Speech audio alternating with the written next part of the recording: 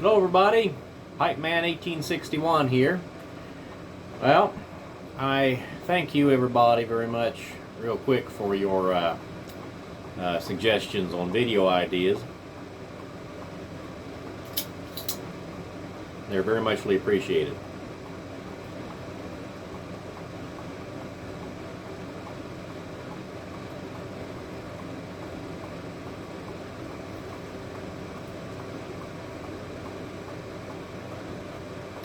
I have, up to this point, kind of neglected my reading for the last year or so. Actually, the last couple of years. Been so doggone busy with one thing or another. And the suggestion of several fellows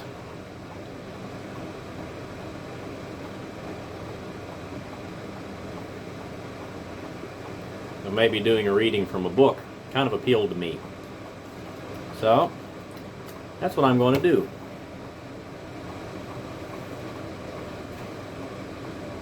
But real quick, smoking my Savinelli 320 KS in here, and I figured I wanted a nice uncomplicated smoke tonight, so I'm smoking some Lane 1Q again.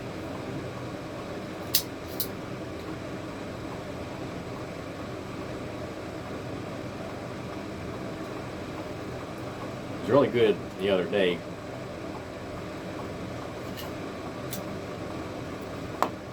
So, figured why not tonight. Alright, so in the 1980s, Time Life Books came out with an excellent series of books. It's called The Collector's Library of the Civil War. And what they were reprints of original books that were written by the veterans of the Civil War. They were maybe printed in the 1880s all the way up through the 1920s. And have basically were their own accounts of what they did during the war and what happened. Well, really pretty books too. They're bound in this really pretty blue cloth with the embossing of the soldiers marching along here. And I have most of them.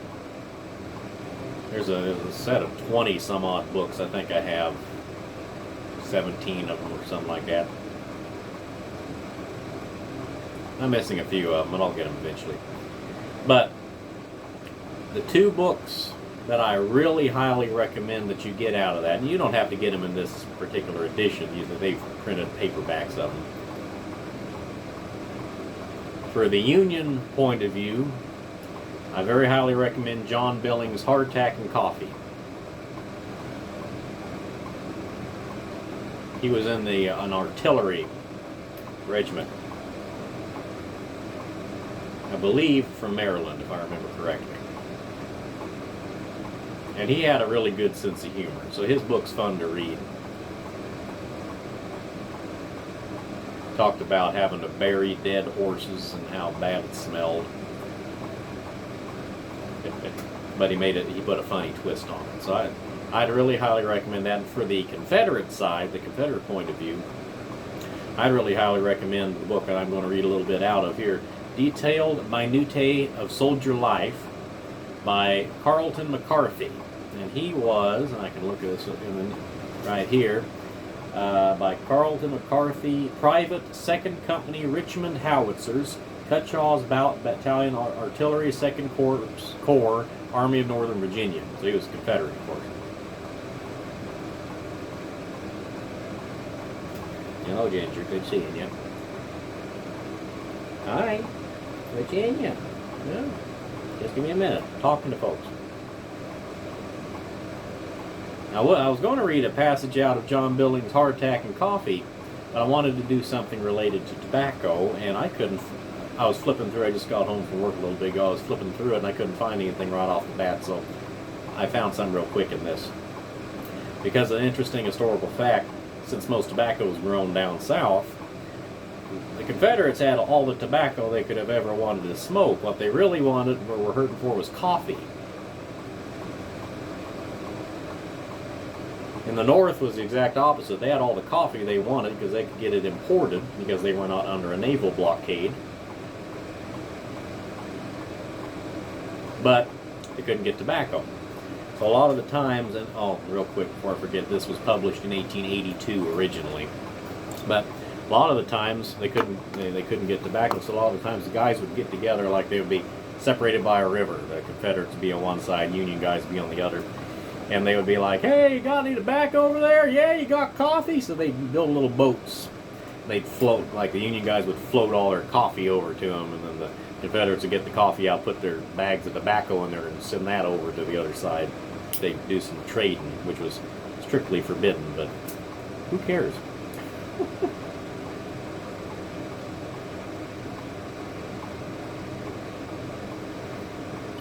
Most of those fellas realized how silly the war was to a certain point, because they knew they were basically fighting their friends and neighbors, so they didn't mind doing some trading a little bit. But this passage I'm going to read out of, really a little bit, it's in the section of the chapter titled Comforts, Conveniences, Consolations.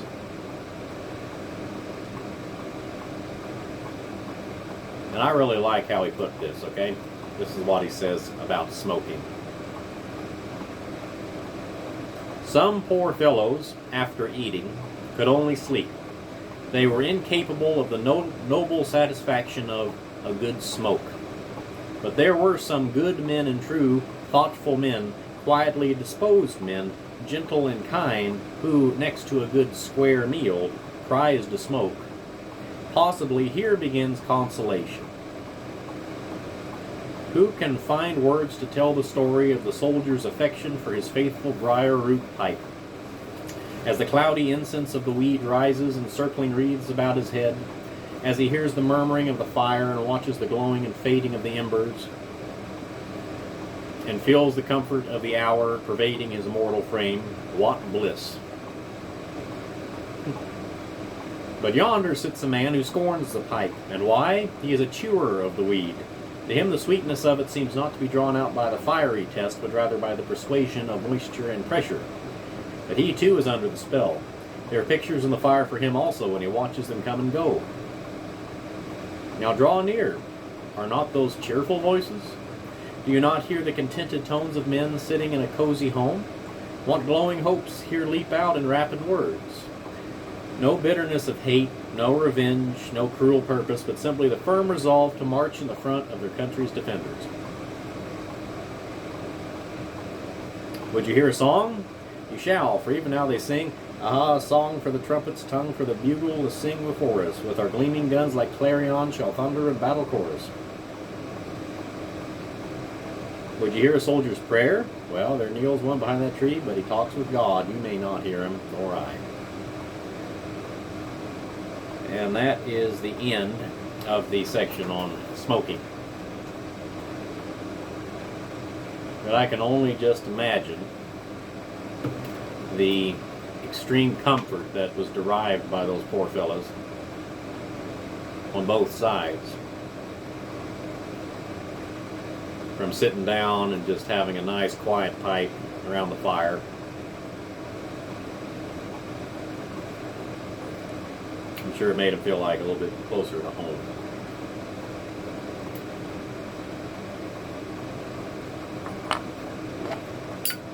Well,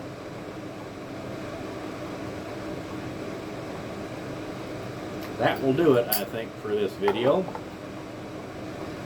But I'd highly recommend that you get a hold of both of those books. Hardtack and Coffee by John Billings and Detailed Minutiae of Soldier Life by Carlton McCarthy. Okay? These are excellent. I'll do some more looking through those books and see if I can't come across any other little tidbits, because I'm sure there's full of references to tobacco and pipe smoking in that time period. But I'll see what I can put together. Anyway, everybody, have a wonderful evening. This is Pipe Man 1861 saying thank you so much for listening. You have a great evening, and I will see you next time. Bye now.